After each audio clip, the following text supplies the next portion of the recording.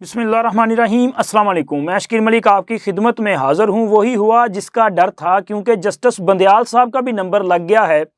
और जनाब अली, मेरे पास बुशरा बीबी के लिए भी खबर है, बल्कि दो खबरें हैं, रिहाई और गिरफ्तारी की। इससे पहले कि मैं इन खबरों की तफसीलात आपके साथ शेयर करूँ, आपसे दरख्वास्त है कि हमारे इस चैनल को सब्सक्राइब कर दें, वीडियो को लाइक और शेयर भी कर दें। तो जनाब अली, वीलॉग का आगाज़ करते हुए सबसे पहले तो सियासत के मसखरे शेख रशीद की ज़रा सी बात कर लें। शेख रशीद साहब आजकल जो हैं वो चिल्ले के बाद चीखो पुकार में मुब्तला हैं। वो दुहाइयाँ दे रहे हैं कि मेरी माफ़ी कबूल फरमा ली जाए, और ख़ुद साख्ता एजेंट भी हैं। वो आज उनका एक ताज़ा बयान सामने है जिसमें वो कहते हैं कि जी उनको गेट नंबर 4 की जो जुदाई है वो बर्दाश्त नहीं हो रही और वो मरे जा रहे हैं। और मसूफ का कहना है कि जी उनकी गेट नंबर 4 वालों से जो दोस्ती थी उसको नज़र लग गई है। बल्कि मैं तो ये सोच रहा था, भाई ये सियासत का नज़र वटू है, इसको नज़र कैसे लगनी है? ये ना 3 में ना 13 में, ये तो वैसे भी बेगानी शादी में अब्दुल्ला दीवाना वाला मामला है।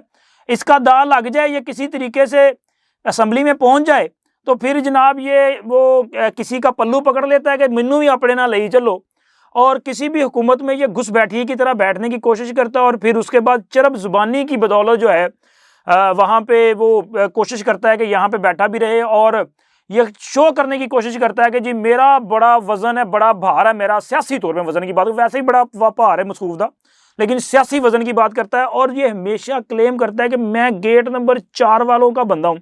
हालांकि वो कई बार कह चुके हैं कि साढ़े वालों इनू पहले तो ही बड़ी देर का आकनाम है, बल्कि वो कहते हैं हम तो इसको जानते ही नहीं है।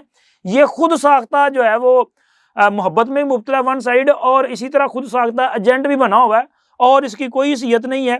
तो अब शेख रशीद साहब जो हैं, इनको असल में ये मोहब्बत इमरान में बहुत आगे तक चला गए थे। अब ये माफ़ी मांग रहे हैं, लेकिन इनकी माफ़ी जो है वो कबूल नहीं हो रही। और जनाबी अली, इसके साथ साथ एक खबर और भी है, तो छोटी सी वो खबर ये है कि एक मसूफ जो बड़ी अहम शख्सियत है, अहम शख्सियत इस तरह से कि देखें जी, अगर आप किसी बड़े घर के और बड़ी ताकतवर शख्सियत के दमाद हों तो फिर तुहानू किन्ने पूछना है?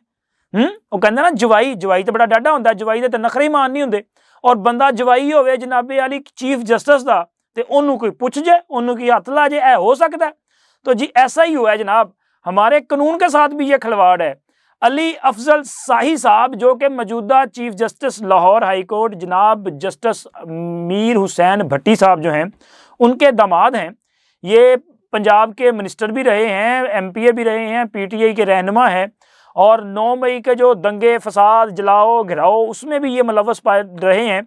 फैसलाबाद में जो सारा कुछ किया जाता रहा है उसमें ये उसमें एक मरकजी मुलजम के तौर पे शामिल थे। इनका नाम FIA ने स्टॉप लिस्ट में डाला हुआ था, यानी कि ये बाहर कहीं भाग ना जाएं। लेकिन इन्होंने भाग के कहाँ जाना था यार, उनको जरूरत ही नहीं है भागने की। और भाई कानून उनके सामने क्या है? जिनके सुसर जी जो हैं वो chief justice Lahore high court हों, और उनका एक हुक्म जो है वो उस पर तो लबैक होना ही होना है। अब मसूफ का नाम जो है, अब तो जो खबरें सामने आ रही हैं ज़राए के हवाले से, उसमें यह है कि जिनका नाम उस स्टॉप लिस्ट से निकाल दिया गया है। अब मेरा ख्याल है कि इनका नाम निकालने का मतलब ये है कि ये कानून से मजाक है। अगर इन लोगों के खिलाफ, जिनके खिलाफ ठोस शवाहिद मौजूद हैं, अगर इनके खिलाफ कोई कार्रवाई नहीं हो सकती, तो फिर वो जो गरीब डके ने फिर उन्होंने विचारण भी छड़ दो। उनका क्या कसूर है? उनका सिर्फ ये कसूर है कि जी वो किसी तगड़े के साथ उनका ताल्लुक नहीं है, उनको आप बंद कर दें। और इस तरह इन लोगों के लिए जो है वो आज भी अदालतों में सहूलतकारी जारी है। इनका भी कोई हिसाब किताब करो सर। अगर सुप्रीम कोर्ट से सहूलतकारी का खात्मा किया तो फिर ये जो बाकी अदालतें हैं यहाँ से भी सहूलतकारी का खात्मा होना चाहिए। और अब देखें ना, सहूलतकारी के बाद जस्टिस बंदयाल साहब जो हैं वो भी मुश्किल में फंस चुके हैं। उनका भी नंबर लग चुका है। क्यों लग चुका है नंबर, और कौन लगा रहा है नंबर जस्टिस बंदयाल साहब का? भाई वही नंबर लगाएंगे ना कि जिनकी फितरत में शामिल है कि उन्होंने वफा नहीं करनी। जो बंदा भी उनके साथ वफा करेगा, ये उसके साथ बेवफाई करते हैं। जो एहसान करेगा उसके साथ 100% एहसान फरामोशी करते हैं। और ये मिजाज इमरान खान का है, और उसी की वजह से उसकी पूरी पार्टी का ये मिजाज है। जो भी मोहब्बत इमरान में मुब्तला होता है उसके मिजाज में कुदरती तौर पे ये चीज़ शामिल हो जाती है कि उसके अंदर से वफा निकल जाती है। और जस्टिस बंदयाल साहब, अभी सिर्फ चंद दिन बाकी हैं। आप खुद देखेंगे कि आपके खिलाफ किस तरह की ट्रोलिंग की जाती है।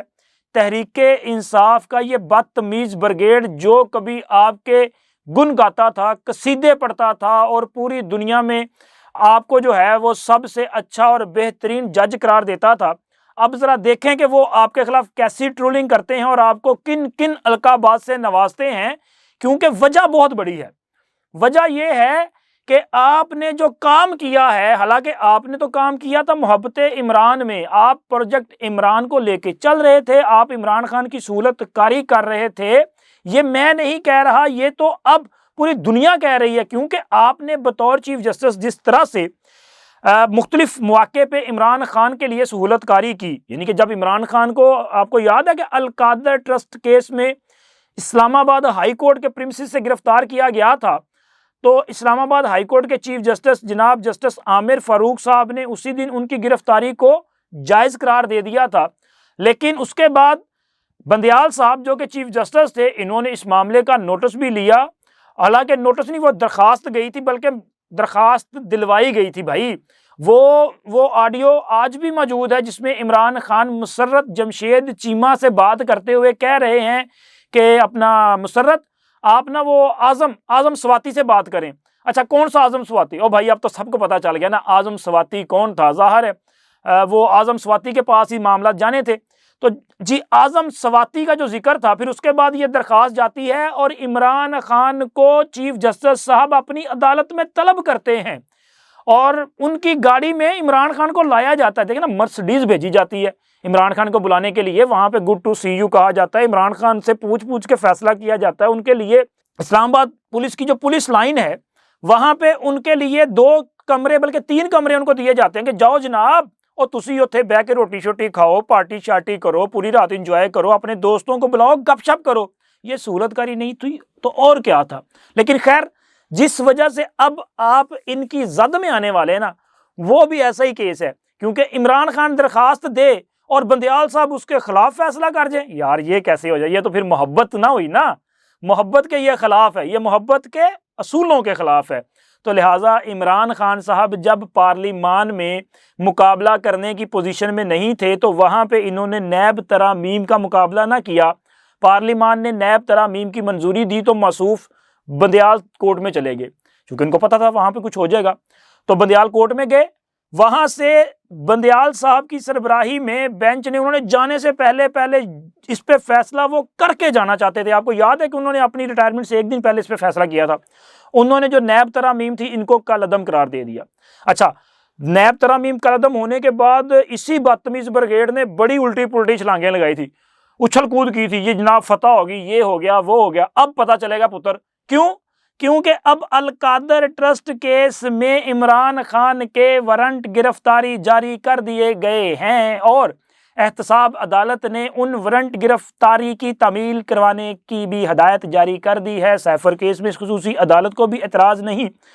तो सीधी सी बात यह है, अगर आपकी समझ में नहीं आ रहा तो बड़ी वजाहत से आपको बता दूं कि इसका मतलब यह है कि इमरान खान को किसी भी वक्त नैब की तरफ से गिरफ्तार किया जा सकता है। अब इमरान खान की गिरफ्तारी के बाद अगर ये नैब तरामीम कलअदम ना होती तो इमरान खान का जिस्मानी रिमांड पता कितना होना था? ज्यादा से ज्यादा 14 दिन का। और अब ये तरामीम कलअदम होने के बाद इमरान खान को कितने दिन तक नैब के पास रहना पड़ेगा जिस्मानी रिमांड में?